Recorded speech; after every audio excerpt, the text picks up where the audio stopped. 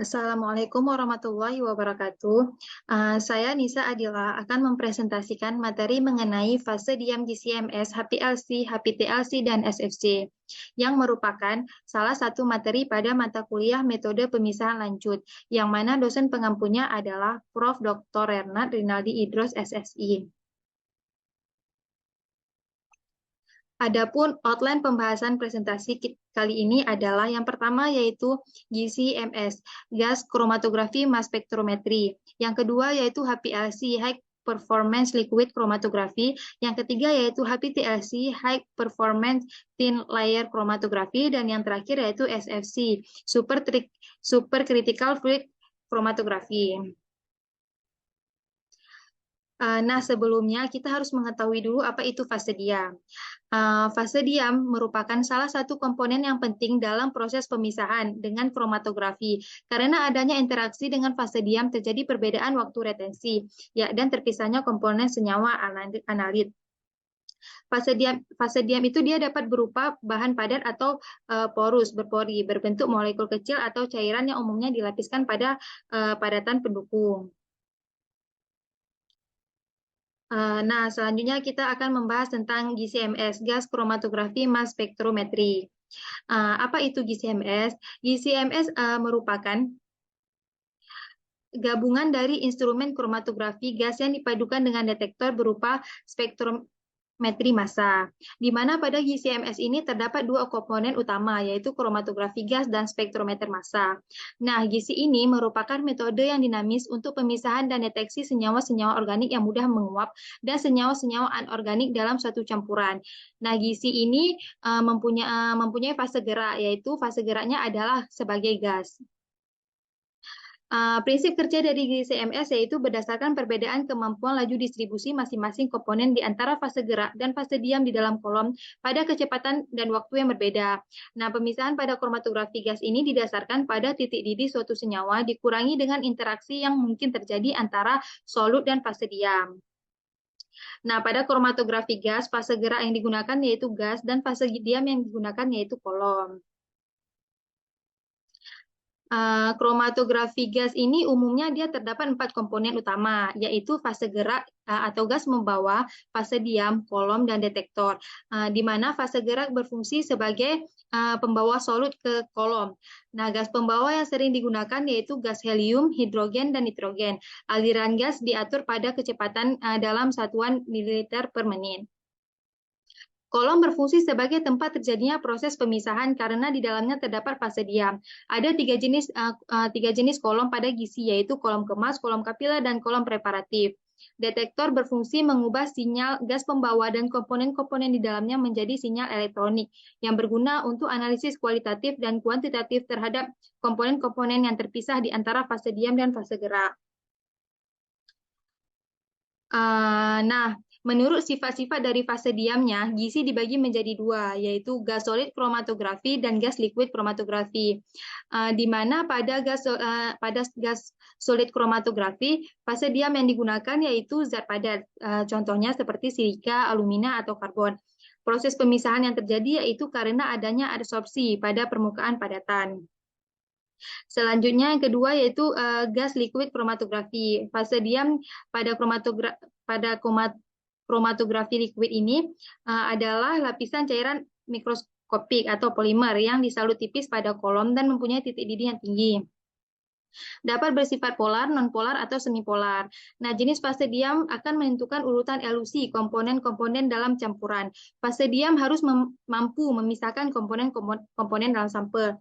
Salah satu contoh fase diam yaitu fase diam yang digunakan yaitu karbowax. Dia merupakan fase diam yang bersifat polar yang mampu mendeteksi sampel dari golongan alkohol, amina, aromatik, dan keton. Nah, selanjutnya fase diam pada GC. Fase diam pada GC ini dipilih disesuaikan dengan analit atau komponen yang akan dipisahkan. Jika analitnya bersifat polar, maka fase diam yang digunakan yaitu polar. Jika analit bersifat non-polar, maka fase diam yang digunakan juga bersifat non-polar. Nah, hal ini dilakukan agar pemisahan dapat berlangsung dengan sempurna. Syarat-syarat fase diam pada gizi yaitu yang pertama inert, dia tidak bereaksi dengan sampel dan fasa gerak. Yang kedua itu tidak bersifat volatil atau tidak mudah menguap. Yang ketiga stabil secara termal, kemudian tidak menguap pada suhu percobaan titik didih tinggi. Kemudian tersedia dalam bentuk senyawa tunggal. Komponen sampel harus mempunyai koefisien partisi yang berbeda dan mempunyai kelarutan yang cukup. Dan yang terakhir, fase diam yang dipilih berdasarkan polaritasnya. Seperti tadi, jika analitnya polar, maka fase diam yang digunakan itu polar. Jika analit non-polar, maka fase diam yang digunakan yaitu non-polar.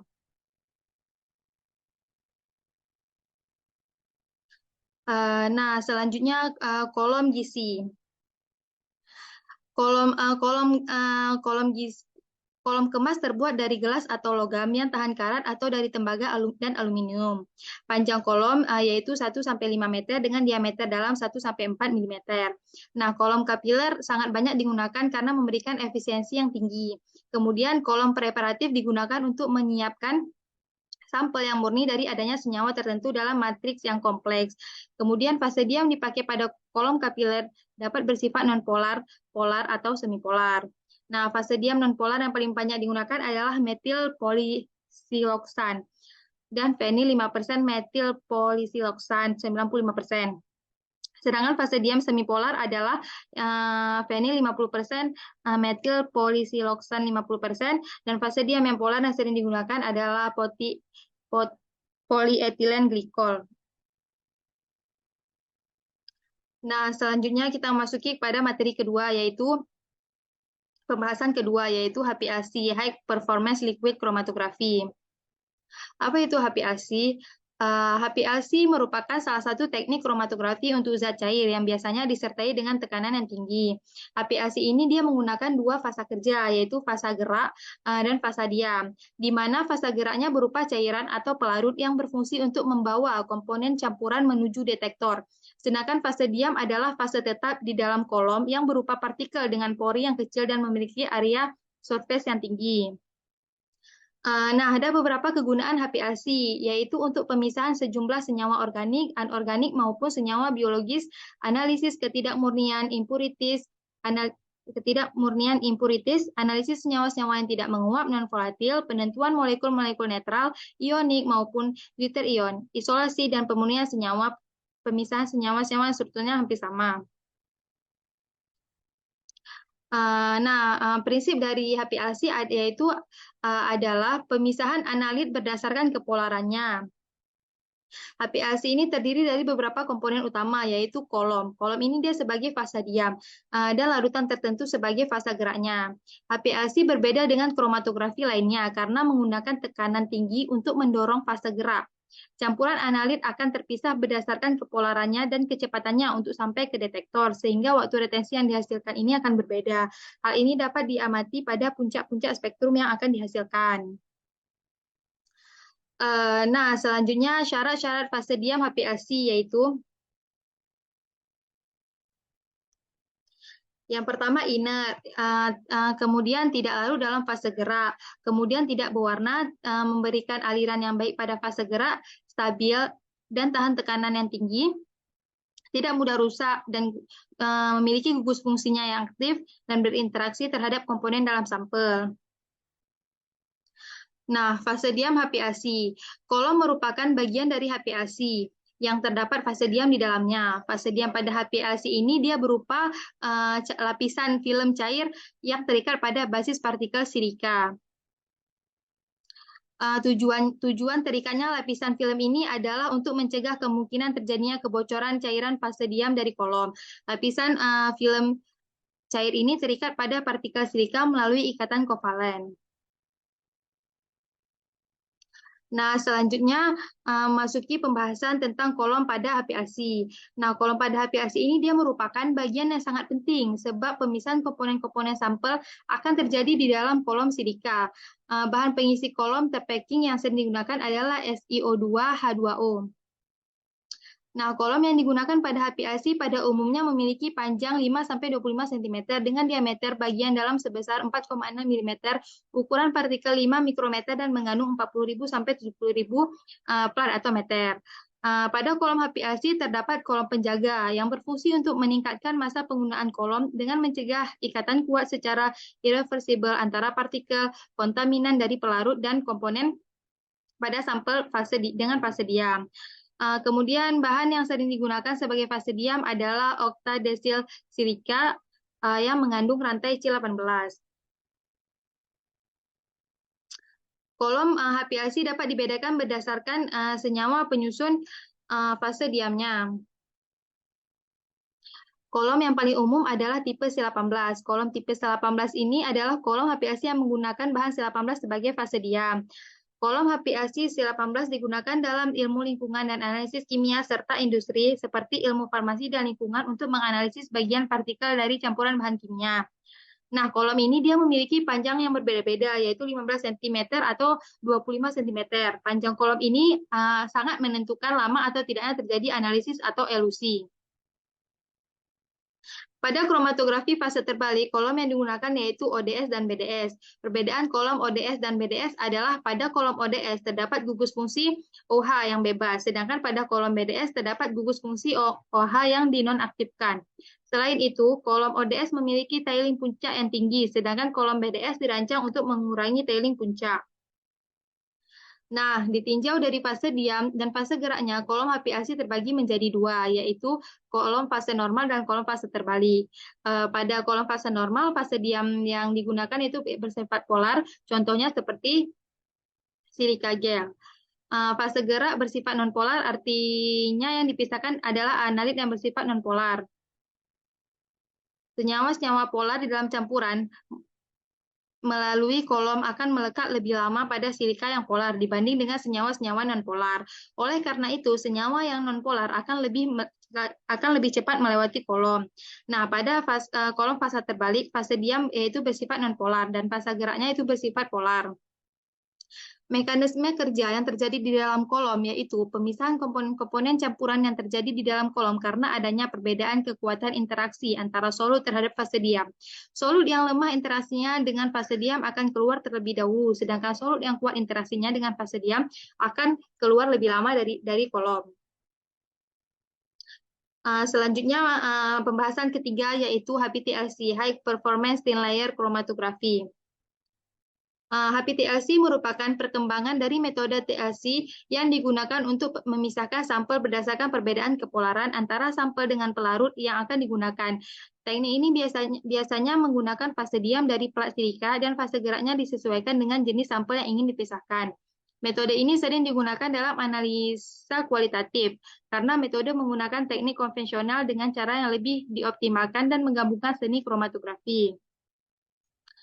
Selanjutnya, prinsip dasar dari HPTLC yaitu pemisahan terjadi secara adsorb atau partisi, kemudian memisahkan sampel berdasarkan perbedaan kepolaran antara sampel dengan pelarut yang akan digunakan. Teknik ini biasanya menggunakan fase diam dari plat silika dan fase geraknya disesuaikan dengan jenis sampel yang ingin dipisahkan. Fase gerak dari planar kromatografi pada dasarnya merupakan suatu sistem pelarut atau cair yang tidak menguap dan stabil di udara terbuka. Nah, fase diamnya itu bisa berupa suatu padatan atau suatu larutan yang ditempelkan pada suatu penunjang. Selanjutnya fase diam HPTLC. Fase diam yang digunakan pada HPTLC ini memiliki ukuran yang halus dan ketebalan lapisan 0,1 mm. Kemudian fase diam dalam HPTLC ini berupa lempeng aluminium, kaca, dan plastik yang dilapisi oleh absorben. Absorben yang digunakan itu seperti silika gel, aluminium oksida, magnesium oksida, dan magnesium silika. Nah, untuk menjadikan lapisan menjadi kohesif, bahan-bahan absorben biasanya dicampur dengan bahan pengikat seperti CaSO4 10-15%. Syarat fase diam HPTLC adalah yang pertama itu fase diam silika gel bersifat polar. Yang kedua yaitu absorpsi kuat sama dengan merambat lebih lambat. Yang ketiga yaitu ketebalan lempeng yang digunakan 0,1 mm. Selanjutnya kita akan membahas tentang SFC, Supercritical Fluid Chromatography. Nah, kromatografi fluida superkritis ini adalah pengembangan dari teknik kromatografi kolom, di mana dalam cara kerjanya menggunakan fase gerak fluida superkritis superkritis. Pada dasarnya merupakan perpaduan teknik gizi dan HPLC dengan mengambil berbagai kelebihan pada kedua teknik kromatografi tersebut. Prinsip dasar dari kromatografi ini yaitu perbedaan distribusi komponen-komponen di antara dua fase dengan menggunakan fluida superkritis sebagai fase gerak. Nah, syarat-syarat fase diamnya adalah yang pertama itu komponen-komponen sampel harus mempunyai koefisien partisi yang berbeda-beda. Sampel harus mempunyai kelarutan yang cukup, tidak boleh leleh pada suhu analisis dan stabil pada pemanasan. Secara umum, terdapat dua jenis kolom dalam SFC, yaitu yang pertama yaitu pad kolom, yang kedua kapilari kolom, di mana pada pad kolom fase diam yang dipacking dalam suatu tabung kaca atau logam kolom kemas terdiri dari fase cair yang tersebar pada permukaan penyangga yang lembab atau inert, yang terdapat di dalam tabung yang relatif besar diameternya yaitu 1-3 mm. Yang kedua yaitu kolom kapiler, di mana kolom kapiler ini terbuat dari purified silicate glass dengan dinding kapiler bertindak sebagai penyangga lembab untuk fase diam cair. Fase diam dilapiskan pada dinding kolom. Kolom terletak di dalam sebuah oven dalam instrumen suhu oven harus diatur karena jika suhu terlalu tinggi maka cairan fase diam bisa teruapkan juga sedikit sampel yang larut pada suhu tinggi dan bisa mengalir terlalu cepat di dalam kolom sehingga menjadi terpisah. Nah, kelebihan pada kolom kapiler ini adalah resolusi yang sangat tinggi dalam waktu singkat. Berikut aplikasi SFC adalah yang pertama yaitu ekstraksi kafein dari kopi dan teh, yang kedua ekstraksi minyak esensial, yang ketiga frакцинasi bahan polimer, ekstraksi lemak dan produk makanan, dan yang terakhir yaitu ekstraksi kompleks hidrokarbon. Nah, sekian presentasi dari saya. Apabila ada kekurangan, saya mohon maaf. Wassalamualaikum warahmatullahi wabarakatuh.